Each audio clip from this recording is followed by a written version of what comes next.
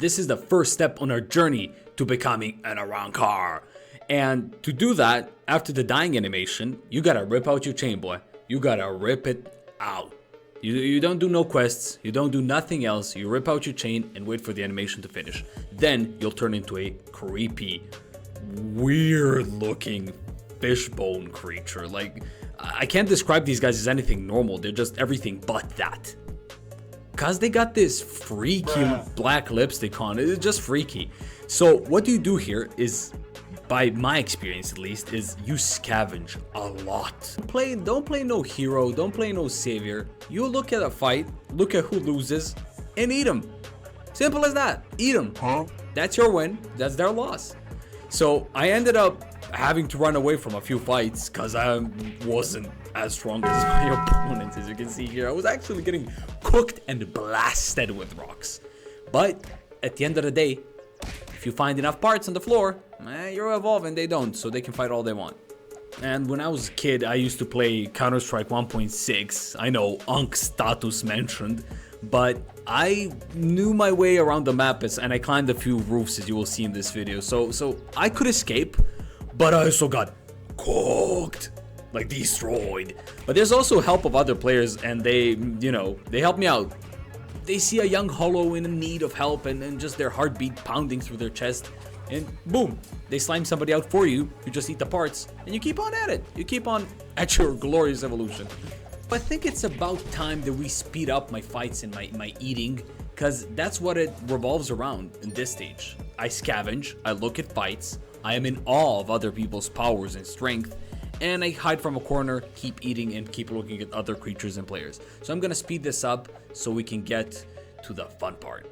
Also, make sure to go to the description, because there's the full guide on the Ultimate Holo Era Arrancar guide on how to become a Holo and eventually an Arrancar. But in this video, we're just going to be covering the Fishbone and the beginning of the Gillian stage. So let's go back to the video. Now you might be saying, why am I only doing fist fights? Well, because I didn't know that there was a skill tree. And I will only find that out once I transcend into Juego Mundo. And it's, that's just crazy. Just, I had to fist fight and scavenge like a hyena, like a cheesy little dog. So yeah, with the help of other players and other holos that were just eager to slime others out, I was able to get to level 8 with some success. And after countless fights, countless rib cages and femurs eaten and hearts, I finally got to my last fight. And again, that was by help by another player. Somebody else had slimed out 2 holos, and I could finally open a portal to Juego Mundo. And there I was. And I just can't describe the happiness here, because I thought that I was just done with surviving and with barely making it through. Then I realized what I gotta do in order to progress further to a Gillian is keep on scavenging, keep on eating, and leveling to the level 15. So but the landscape was cooler. It was more like goth and mysterious and with aura, but yeah, these Gillians are scary. I just can't wait to become one. But also, beat the drip. Dress to impress who? I got a tooth necklace. I finally started working on my skill tree, and it was just, it made the life easier. But other players were still like insanely stronger than me, and I still ended up watching fights from afar and then just scavenging and following the trail of rampage of other stronger creatures and players. But yeah, eventually after enough scavenging, I found these cool pillars which made my character look horrendously scary. Like, this was mortifying. But yeah, here we are. Final stages, level 11. I need 4 more levels to get to the Gillian. And as beings do in this weird land, they fight a lot. And I just kept eating and eating and eating. And I was becoming eager to become this cool, tall, goth statue of a person with a cool mask and spikes around the neck and just walking forward. I was bored of being a fishbone, right? It was just, I felt so bored, and I look slimy as well. To my surprise, there we go.